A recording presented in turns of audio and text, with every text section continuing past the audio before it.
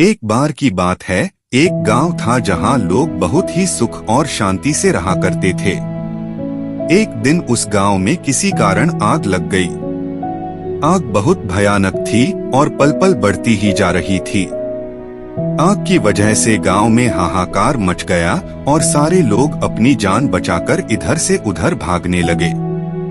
सभी लोग डरे हुए थे और किसी भी व्यक्ति की हिम्मत नहीं हो रही थी कि वह उस आग को बुझा सके, क्योंकि उन्हें लग रहा था कि यह आग अब नहीं बुझ सकती है। इसीलिए गांव के सारे लोग जंगल की तरफ भाग रहे थे। यह सब एक चिड़िया पेड़ पर बैठकर देख रही थी और पता नहीं उस चिड़िया को क्या सूझा कि वह अपनी चोंच में पानी लाकर उस जलती हुई आग पर डालने लगी। वह फिर ऐसा ही करती, चोंच में पानी लाती और आग पर डालती। वह उस आग को बुझाने की कोशिश करने लगी। तभी अचानक एक बच्चे की नजर उस चिड़िया पर पड़ी। वह बच्चा भागता हुआ कुछ देर रुककर उस चिड़िया को देखने लगा और फिर धीरे धीरे सारे गांव वालों की नजर उस चिड़िया पर पड़ी और वह यह देखकर हैरान हो गए कि यह इतनी सी चिड़िया अपनी चोंच में थोड़ा थोड़ा पानी लाकर इस आग पर डाल रही है और इस आग को बुझाने का प्रयास कर रही है, और हम अपना ही घर छोड़कर जंगल की तरफ भाग रहे हैं। गांव वालों को उस चिड़िया को देखकर जोश आ गया और वह सब लोग एक साथ मिलकर उस आग को बुझाने लगे। अब यह सारी चीजें होते हुए एक कौवा ऊपर से देख रहा था। कौवे ने उस चिड़िया से कहा, तू यह क्या कर रही है?